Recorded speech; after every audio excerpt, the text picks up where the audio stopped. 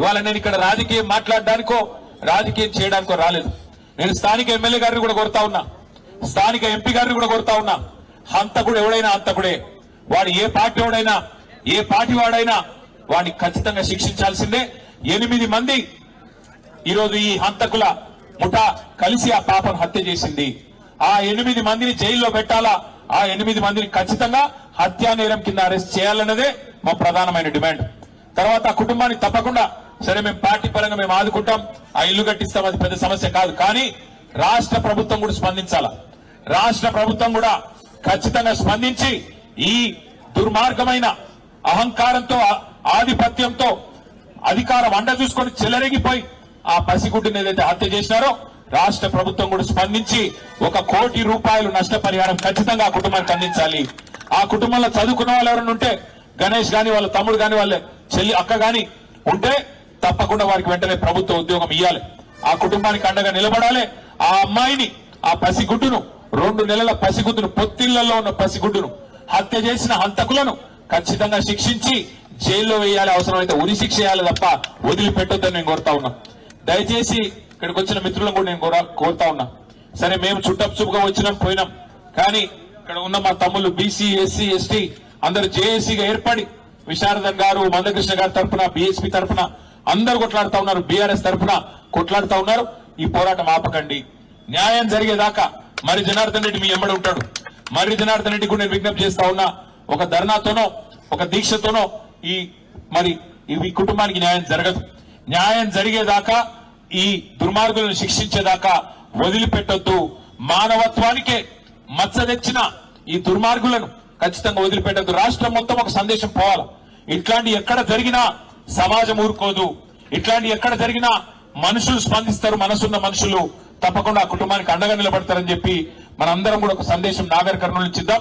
కందనూలు అంటేనే మహేంద్రనాథ్ గారు ఆనాడు చేసిన పోరాటాలకు, చేసిన సామాజిక న్యాయానికి పర్యాయ పదంగా నిలబడ్డది నాగర్ కర్నూలు. అట్లాంటి నాగర్ కర్నూలులో, అచ్చంపేటలో, ఈ ప్రాంతంలో ఈ దుర్ఘటన జరగడం, ఈ సంఘటన జరగడం నిజంగా బాధాకరం, దురదృష్టకరం.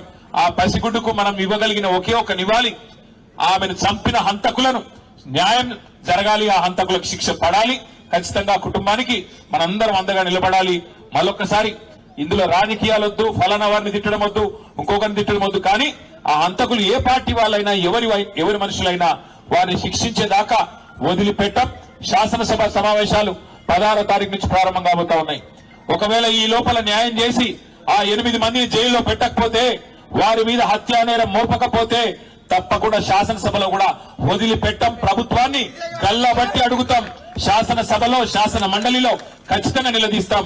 వదిలిపెట్టమని చెప్పి కూడా ఆ కుటుంబానికి ఆశ్వాసన ఇస్తూ, మరి ఆ కుటుంబాన్ని కూడా నేను కోరుతా ఉన్నా, మీరు దయచేసి ధైర్యం కోల్పోకండి. మీకు అండగా మేము ఉంటాం. ఎక్కడ వదిలిపెట్టి పోము. మరి జనార్దన్ రెడ్డి గారు మా పార్టీ తరఫున అనుక్షణం మీ కంటికి రెప్పలాగా కాపాడుకునే బాధ్యత మరి జనార్దన్ రెడ్డి గారికి నేను అప్పచెప్తా ఉన్నా. మళ్ళీ ఇల్లు కట్టించి ఆ ఇంట్లో కూడా పాలు పొంగిచ్చే కార్యక్రమానికి నేనే వస్తా.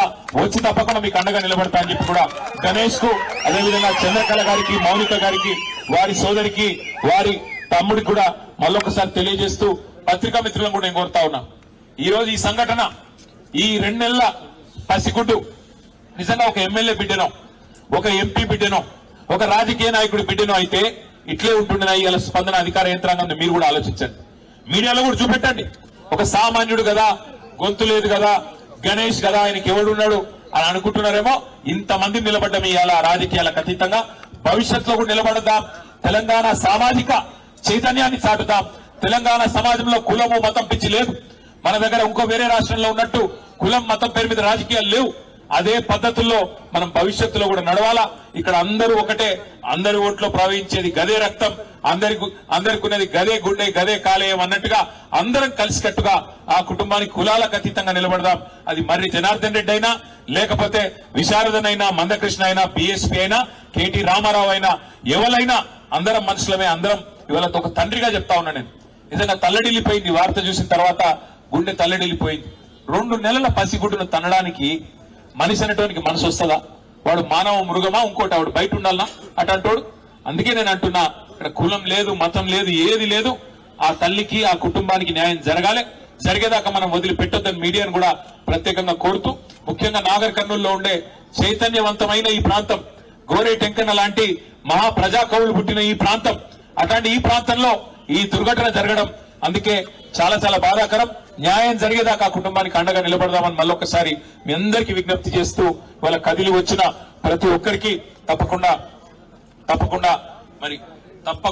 ధన్యవాదాలు తెలియజేస్తూ గణేష్ కు, చంద్రకళ గారికి, మౌనికకి మీకు అండగా నిలబడతాం, మీకు అండగా కేసీఆర్ గారు ఉన్నారు, మేము అందరం ఉన్నాం, భయపడవద్దని చెప్పి కూడా మళ్ళొకసారి వారికి హామీ ఇస్తూ ప్రత్యేకంగా మళ్ళొకసారి మీ అందరికి నమస్కారం. జై భీమ్, జై తెలంగాణ.